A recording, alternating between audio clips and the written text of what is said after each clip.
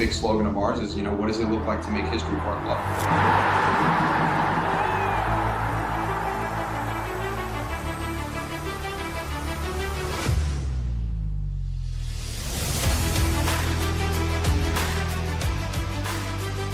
The belief is there to go and try and get these points and hopefully make the playoff run.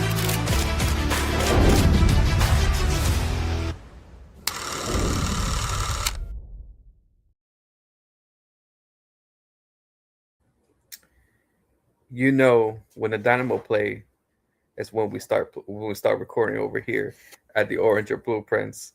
But not only that,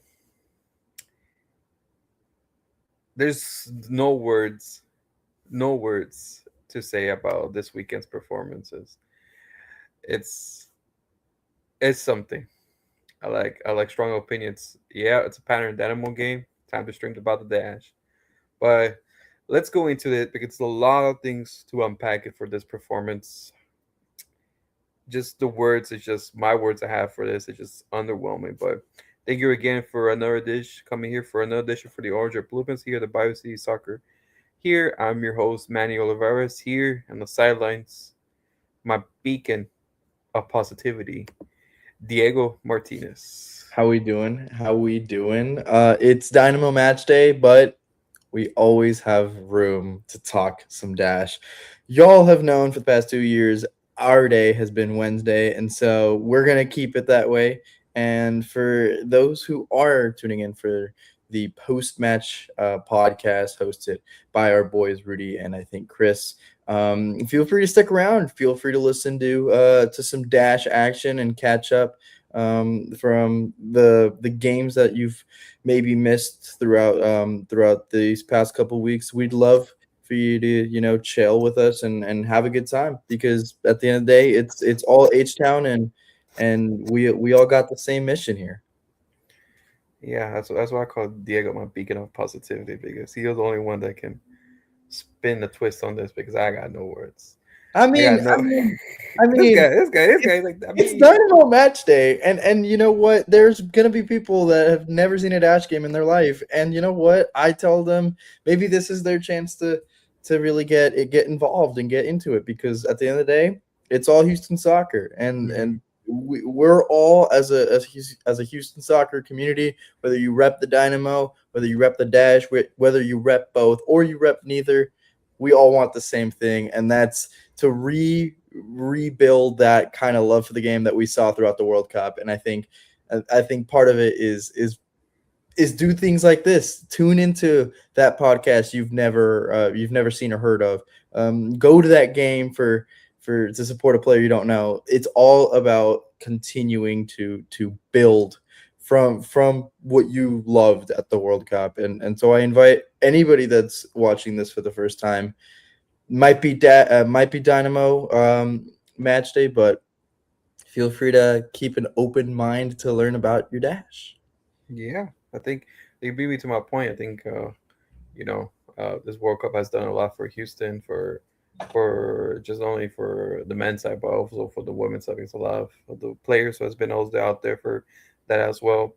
I know we throughout the podcast this week we talk about the World Cup and everything, the impact. My question for you, I know I haven't asked you, how did you thought of the final? Did it live up to your expectations? What you thought about halftime shows at the World Cup? What you thought about? I'm going to keep it brief, because no matter how much Manny wants to get me to talk about the World Cup, it is a dash podcast. But Yeah. I'm gonna give you some love with that question and just say I loved it. I think this kind of final is exactly really what you'd want out of a World Cup that saw a lot of great stuff. Cabo Verde, you saw Egypt make a huge run before there was the controversy and amongst other things, and you really saw a team in Spain play the purest soccer, to be quite honest, I've really ever seen. And Ferran Torres, with all he struggled with mental health and everything, he overcomes a huge moment in his career to really put himself among the greats. Iniesta number 6 with that first World Cup defining goal, and now we have 7 for 6-7 here for Spain, 6-7. But yeah, halftime show, I liked it. I didn't hate it. I think it's gonna be a halftime show. Like I don't think any soccer half should be more than 15 minutes, but that's just me. But yeah, yeah. What are your thoughts? I think it was overall. Uh, I think if everyone was looking for the final from last final, like that was like the few part between, for France and Argentina was like a goal fest. This was like this is usually how every World Cup final was. But this World Cup final reminded me of the 2010 World Cup final. Ironically, that was the same one with Spain, but Yeah, versus Holland, but with all the nasty tackles, the yeah. famous the famous De Jong tackle against Xavi Alonso. Man, I thought it was like something like that. Except I think the new De Jong, what was Mhm. it, foul is gonna be the Enzo Fernandez foul on Kubasi. That guy made a cartwheel Yeah. as he fell down. I was like, I don't know. Well, me being biased, like I don't know if it was half of Kubarsi making a whole big deal of it, or Enzo Fernandez, how hard he hit him. But Even if I support Chelsea wholeheartedly, for those who know, and those who know, I'm eagerly excited to see Sam Kerr in the league, repping New York City. Um, Even if I rep Chelsea, I can't defend that. It's horrible. I just think there's no acting around that. It's just a horrible tackle. yeah, but also I think I'm also mentioned on the chat. Kubasi learned that from the Sergio Busquets school of like, oh, I got fouled. Let me do some antics over here, but that that's but it's other than that, I think it was a final that, I think it was going to be long, hard to watch, but over and whoever scored would have been the champion. So it's Mhm. good. It's done. It's over with. But now back to our regular soccer events, our regular local soccer. So with that in mind, let's go talk about the Houston Dash this past weekend. They played on. Sorry, on. I'm trying. Played on Saturday. Oh, there was an air inside of me that wanted to come out. They were playing on Saturday night at Louisville. It was delayed by an hour because of the rainstorm, and looked like it was going to be a mixed game until Louisville scored first, and it was after that it felt like it was pretty much Louisville's game. Hmm. Dash didn't do anything pretty much in the whole game. Came up a couple of times. Kiki Van Zanten had a few shots, but couldn't ever look like she was gonna get get the ball back in the net. Lena Olmark, Avi Patterson was open up and down as well. It was pretty much a very, very hard game because the Dash, especially in the second half, the Dash had more opportunities, at least early in the half, to do it. And it looked like Louisville was this close to get the second, and then until literally in the last minute when K Radar came to equalize at 1-1, and that was pretty much the game. Literally, I think the seconds before the game ended. I will go off for your first because I think I have a lot of things to say about this. But what was your overall thoughts about the game? Yeah, I mean it's never a fun one to give points to the lowest ranked team in the NWSL. I think understanding that you have to really expect more from this Dash team. Um, they certainly have the skill to have a better performance. And I just think I will say I enjoy the Kat Rader clutch goals. The Maggie Graham clutch goals that were like the one we saw against Angel City. I think that's all well and good, but I think this team has the quality and really everything to get just great results against teams that they, to be quite honest, maybe should.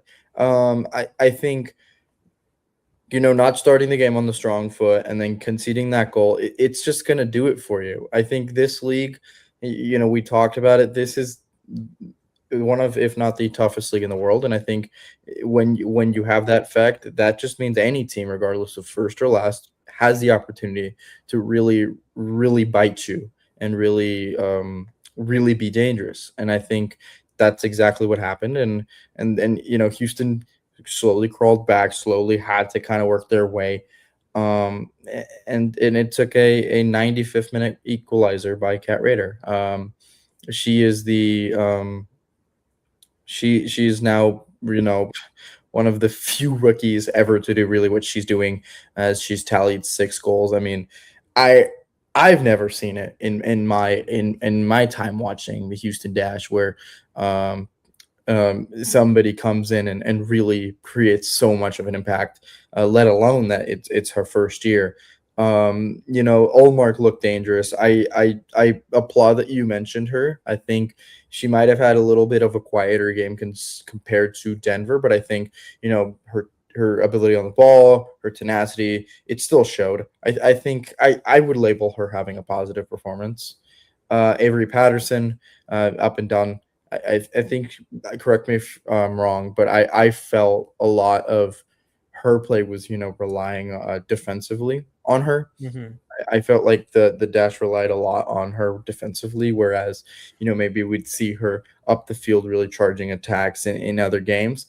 Um, but I think, yeah, I think it was just, not a fun game to fall behind in. And you saw Louisville in the 4-3 goal fest, as Manny always likes to put it.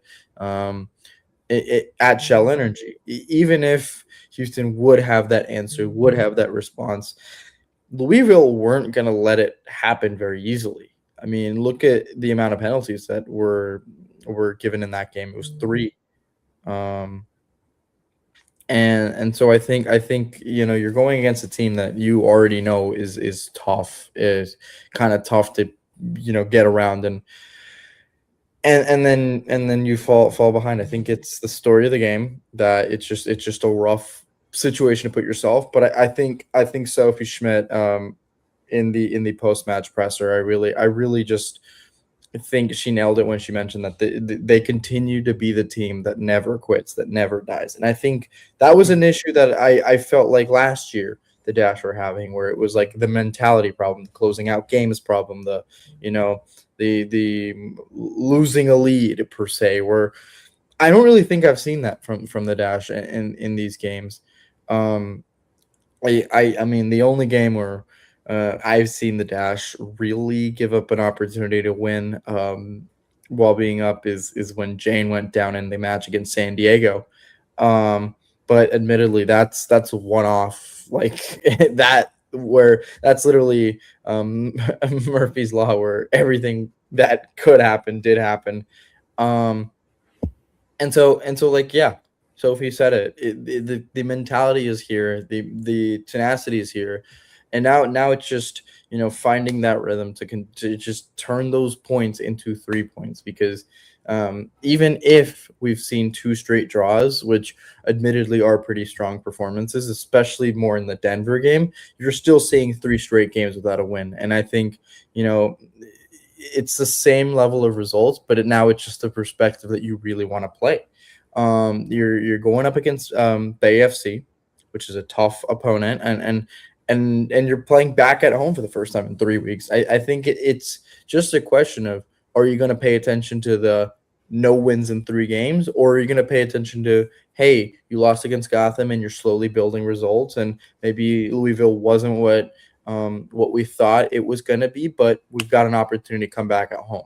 There's 2 ways that the Dash can look at it, and I think you called me Mr. Positive, and I'd very much look at that second option instead of, hey, we haven't won in 3 games, like, what's going to be different? Like, I think you're kind of brewing a perfect storm of that being different at home, at least. Yeah, I think so. I think it's a frustration. I think of the team. It's like you say, you lost a good Washington side. So you mentioned it's very hard to dash with favorites on that. You're tied to uh, a very strong, I think, opponent on last week as well, and then this week with Racing Louisville, you're just very, very. I think disappointing is that you had a good performance with Denver. You felt like it was going good. You come back, you had strong, and you will think, okay, I get you said NW said there's no easy games, but Louisville has been a mess, and you think, okay, can this team step it up? And I feel like I don't know if the dash plays down to the opponent, and I feel like they couldn't do anything. I think what was hurt the most was the way they gave up the first goal. You see Emma Sears, who is a player in question because she's barely just ba- basically on the field because she has to, because she wants to leave the club, she wants to request it out, and it's not like in Europe, like, oh, let me this player wants to leave, let me sit her on the bench. No, you can't because basically because of the cap rules and everything, you have to play or or you basically the manager lose their job, Mhm. and so and she was the one that made an impact into the goal. Of course, Jane didn't do herself a great service because the ball slipped out of her hands, and there was you know, a whole scramble in the box, and Kayla Fisher was happened the one that tapped, well, Mhm. knees slid it in. So I think just the way how that sequence goes, like you're like, really, really. I think because there was your opportunity to make have a cushion for you to get your back in the table. Because, like you said, it's not the only game that's coming up. You have a harder games. You have AFC who is just above you. Right now, who we will talk a little bit later. Has a good shift of direction. You have Gotham, Kansas City, as well, North Carolina Courage, and then you have a little break again with Chicago and Bay FC again, and you pick it up again with the heavy schedule. So you thought this team will be a little bit more in the on the other side of just working together and having a good momentum, but it's still a little lost, still a little. So I think it's just a little bit on that. I think if you look at that, but as you said, we just have to keep going.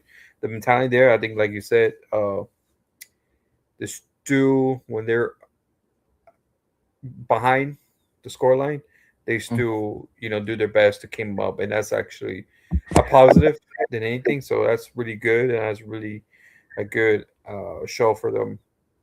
I Yeah. think my last question for you is, um, I think Fabrice has a lot of uh, admiration for the team, especially for the uh, just how the team is growing and everything. Will it be a disappointing if I know it's a little bit early, but for the Dash not making the playoffs at this point in the season, it's given all what's entailed, given all you shipped off a few players, you have a good core of rookies. Maybe they haven't performed to a playoff team level, but just I think you have a lot of good spots. I just maybe another off season, but I think that's the other thing. We always say that. Well, next off season we'll get more players. We get more players. Saying that, like, okay, would it still be the failure if the Dash doesn't make the playoffs and go into the off season with adding more players? Not a quite rebuild, but just more adding more pieces to the puzzles per se.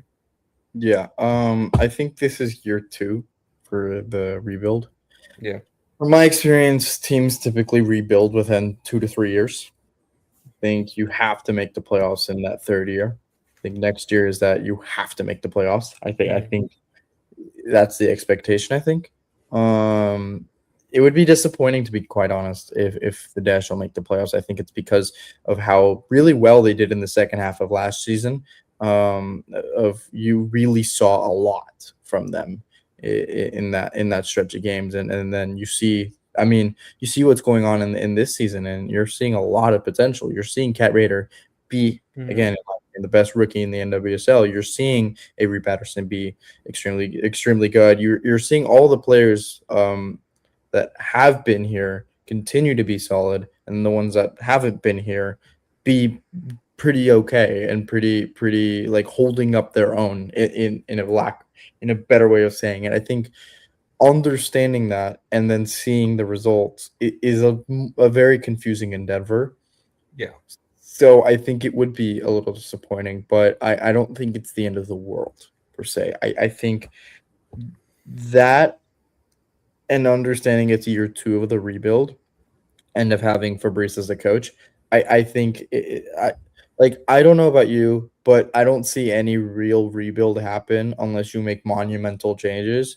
And yes, we brought in four extremely talented rookies, but you're relying on rookies. Like when Avery came into the dash, nobody expected him to be any good, and that's despite of how good she was. And I think understanding that we need to give this team another year of like breathing, another year. If they do not make the playoffs, I think they should continue to go at it until that year three. Yeah. I think so. I think so too. I think the team it's on the positive side. It's I think it needs I know Dash fans don't like hearing it, but I think it needs another off season for for just to add the missing puzzles needed for this team to actually work for next season and to actually compete. I think the scouting has been great, the way they put the puzzles in, and I feel like the team is doing a lot better on that. So another offseason, I know the Dash want to compete, the Dash want to be. I think that the Dash they want to see their team at the end of the year lifting up the NWSL championship. Any team.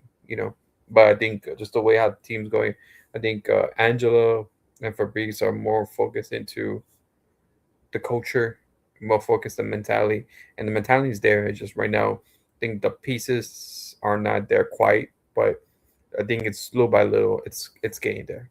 So we'll see. We'll see how it goes. We'll see how it goes with the season. Still, we'll still have half a season, so we still have games to go. We still have things to look forward to. So let's get into this Friday's game. Thanks to Tropical Storm Bertha arriving early, we'll actually have a game on Friday. So Yeah. yeah, I thought it was gonna be crazy, but it looks like thank you Bertha to come early tomorrow. So we're gonna have a good game. Actually, cool game if things pan out as well. So it Yeah. won't be as hot as today, like 110, but it will be at least like an enjoyable weather ish. Yeah. It's supposed to be in the 80s, so it will be a nice game for everyone who come out today. First game ever since the restart of the league. And of course, if you go there early, you get a Dash scarf as well for members of the World Cup. So it's actually a pretty good scarf. So whoever goes, try and get one for me, please. But uh, but other than that, they face a Bay FC side. Bay FC was like Louisville. They had a rough part of the season.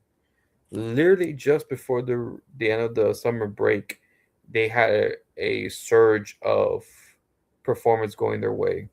And then once the restart hit, they continue with that. They continue hot. They haven't lost since the restart, which is quite interesting. Of course, uh, it also due because of their acquisitions they did as well. They have new players that they can play with. Of course, Kennedy Fuller that came from Angel City during the summer, made a transfer over there. You know, they got rid of players like uh, Asad Ashwala. Yeah, and they replaced it with a younger player of Alex Pfeiffer, who I think is underrated. I think she had a bad injury the last time, 2 years, almost a year and a half ago against the Houston Dash that she's still Mhm. recovering from. So I think she's that. Of course, you have a key player of Claire Hutton, who has been phenomenal. with that mega blockbuster trade. And of course, you have Kudanagi, who's actually getting there. I think she's really, really getting there. And I Mhm. think that's pretty much it. That's all the key players that they have. Jordan Silkowitz, can't I forget know. about I how know. good she's been. Phenomenal. I'm sorry, she's just been phenomenal. I think, she tied the record It's for most saves in an NWSL game this season. I think that needs to be mentioned, and I think, um, you know, and that red card though. That red card though. I gotta mention that yeah, red card. yeah. That So was a wild red card. I'm not gonna lie. here's a player that can ball out when she gets given a good opportunity too. And yeah, and then as well, of course, 4 clean sheets in this NWSL calendar. So it's pretty great for her as well. So I think for I think Houston Dash has a tall task. I think at the moment, to be honest, and I think if you look at the stats, well, I just mentioned going back to Jordan's Silkowitz. She has the highest self percentage. She has the highest saves per 90, and she has the highest as well goals prevented as well. So it's a lot of basically, if we think about it, it's like younger Jane Campbell. Yeah. Yeah. So pretty much, except she's A good peak. goalkeeper playing for a poor team, And then maybe. and then and then and then people will say just not because we're Jordan fans, but you really look at her career. She only just started technically starting like she's been playing for a while, but technically just started almost a year ago. Mhm. So to have that ascendancy from what she was from Kansas all the way to now, that's been phenomenal. Yeah, She's no, been on the bench for absolutely, almost 4 years. absolutely, and to note, she never played in Kansas. She never Yeah, played a single minute of NWSL action, and then she went to Australia, had a great time there, and then came back and was really given an opportunity at Bay FC yeah, to really shine. And I think that's a rare thing in the NWSL to see, a backup goalie really take up the mantle. And I think I think she's shown that she's prepared for it, and I think she's going to be a great goalkeeper for years to come. yeah. And now of course she's been called up. I know for the U23s, we U.S. women's national team, but at least she's getting recognized and still getting a crack at it. But okay, enough about that. Bay FC been on tear, been hot. So how do you see that the Dash will face up against this side?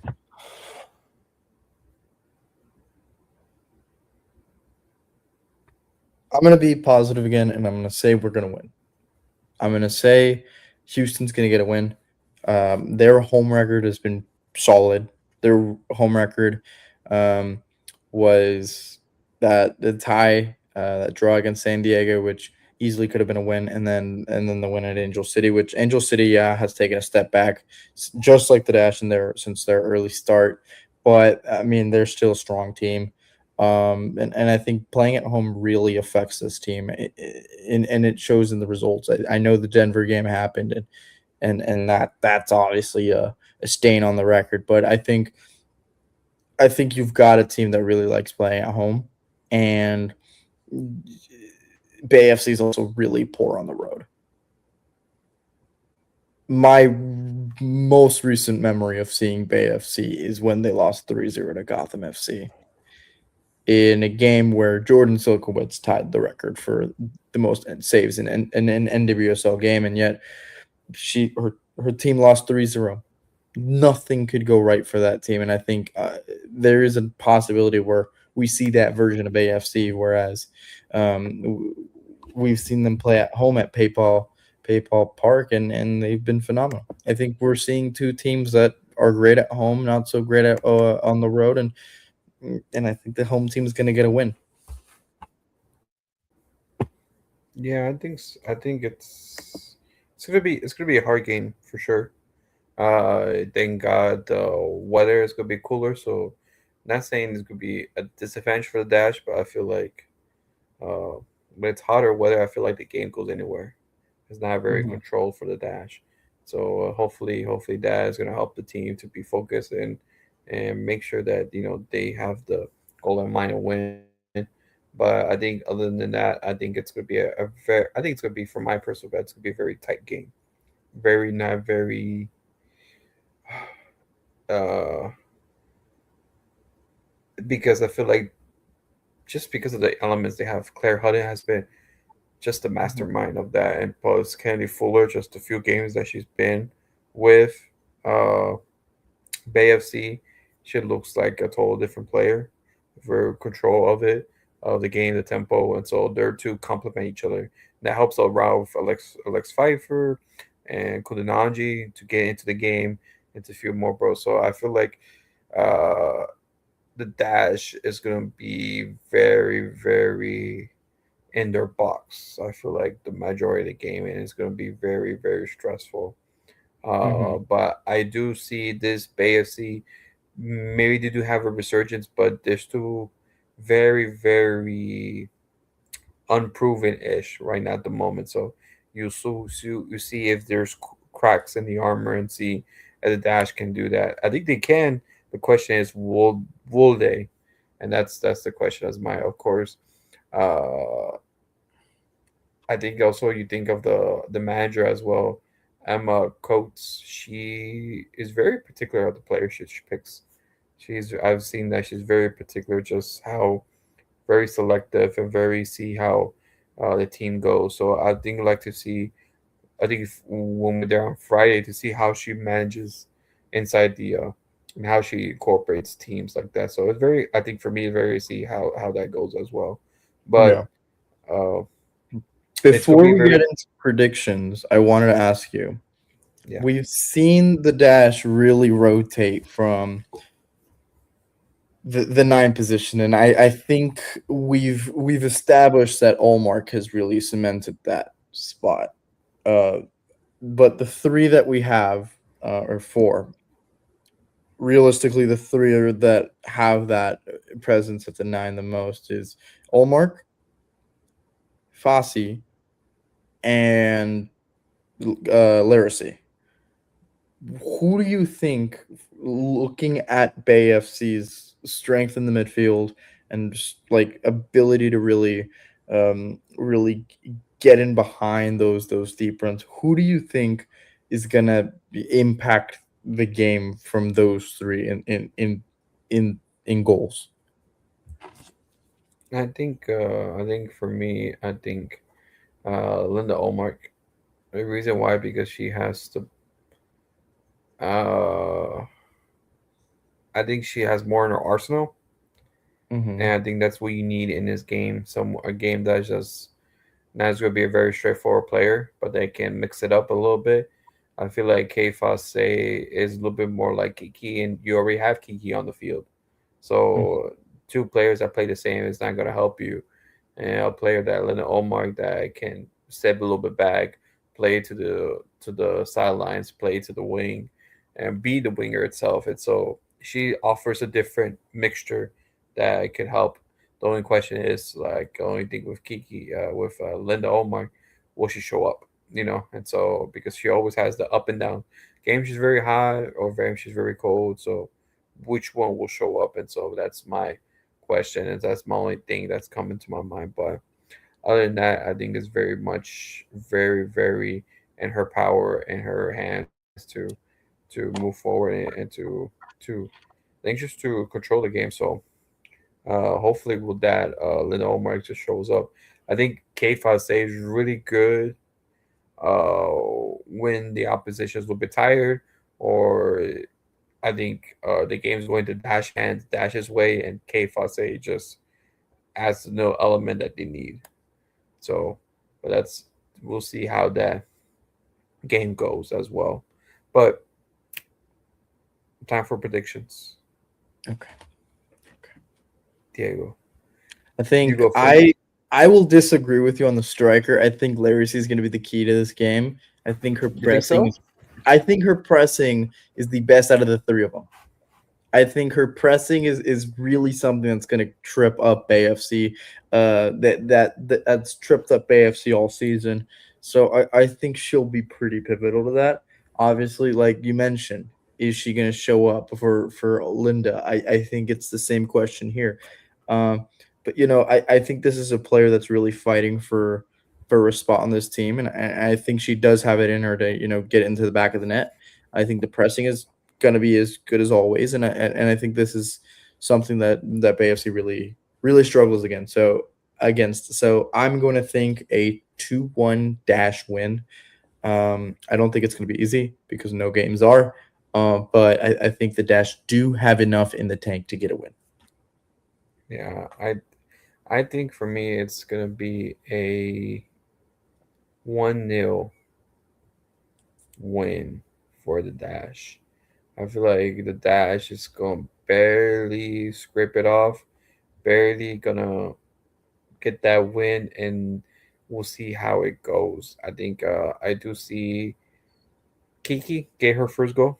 I want Mm. Kiki to get her back her first goal back since her injury. So hopefully she gets a win, and a goal to get her confidence back. I feel like when Kiki, uh, to want to label her as a Ebony Salmon Mm-hmm. type of player, when she's on fire, she's on fire, and when she's cold, she's ice cold. You know, Mm-hmm. like a streaky player, and I don't want her that for her. I want her to be able to contribute because I feel like before injury she was that hot. She was scoring goals, getting assists, and ever since it stopped, if the injury, it's kind of went back to normal. But hopefully we'll see. I just want to have that, where she has that goal so that she can continue and move forward. But that's over for that's what we see. We'll see everyone on Friday. Me and Diego will be there. So if you see us, please say hi, and we'll see you there. Any words before we leave, Diego? No, just happy to be here. I know the Dynamo game is in full swing, so I really appreciate everybody that tuned in.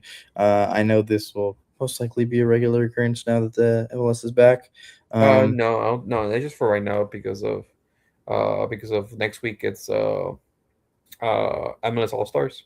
That's why they have mm, to get yeah, players warm up before the yeah. MLS Warm Star.